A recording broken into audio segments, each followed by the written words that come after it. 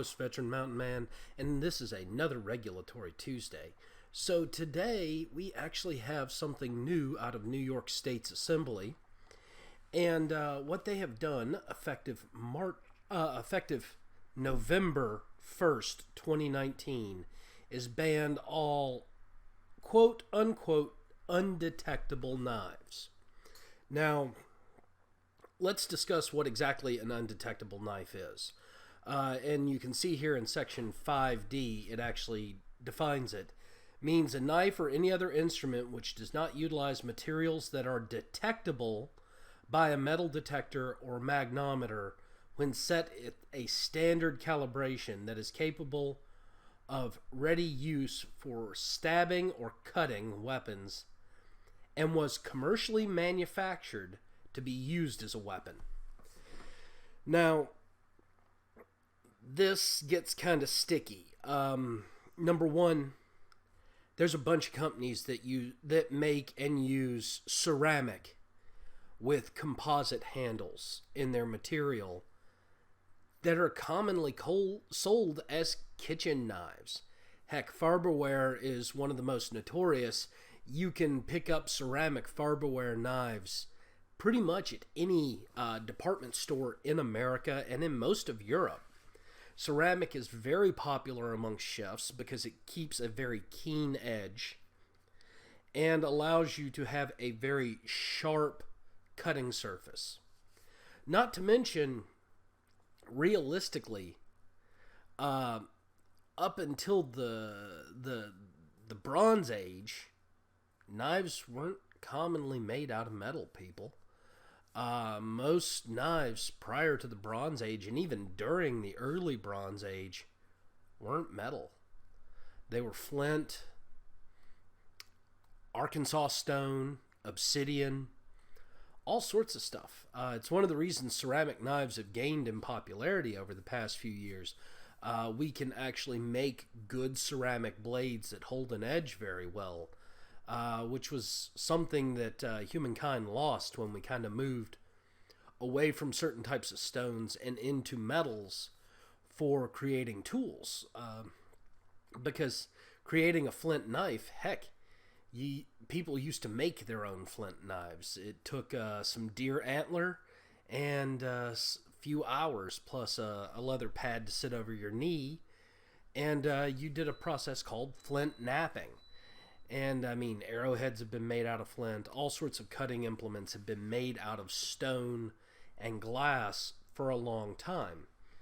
Now, basically what this effectively does is it's going to ban things that are commercially made out of composite materials. And one of the advantages of purchasing a composite material blade is that they are really inexpensive. I mean, the company Cold Steel, which is notorious for making huge knives. I carried a Cold Steel while I was on active duty.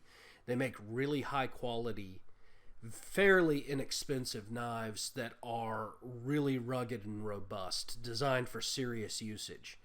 And if you've never seen a Cold Steel knife or seen one of their Cold Steel videos, there are tons of them all over YouTube. I will include a link in the description down below to the Cold Steel channel so you can check out their stuff. I am not a member of Cold Steel. I'm not getting any money from them. I'm not endorsing them or anything. But one of the things they do is they make a composite blade. Most of their composite blades are between $8 and $20. They're designed to be used for home defense, self-defense. They're designed to be inexpensive so that even poor people can afford a good, high-quality defensive blade. Now, most of their composite blades don't fold up. They're fixed blades,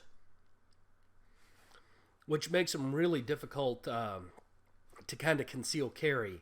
And the way this law is kind of written is that it's particularly targeting manufactured devices of this nature.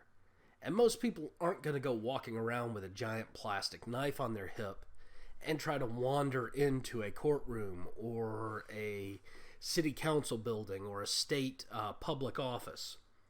Why? Well, because it'd be kind of obvious you're carrying it. I mean, Now, granted, these knives can be manufactured in smaller sizes than what Cold Steel makes, and there are some companies making these kind of blades in smaller sizes that don't have any kind of metallic indicators on them or anything of that nature.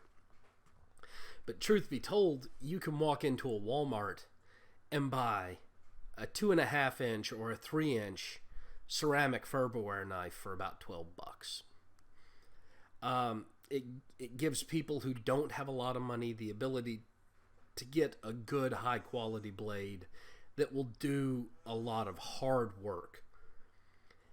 And this law will effectively make selling those or manufacturing those or possessing one of those a misdemeanor in the state of New York.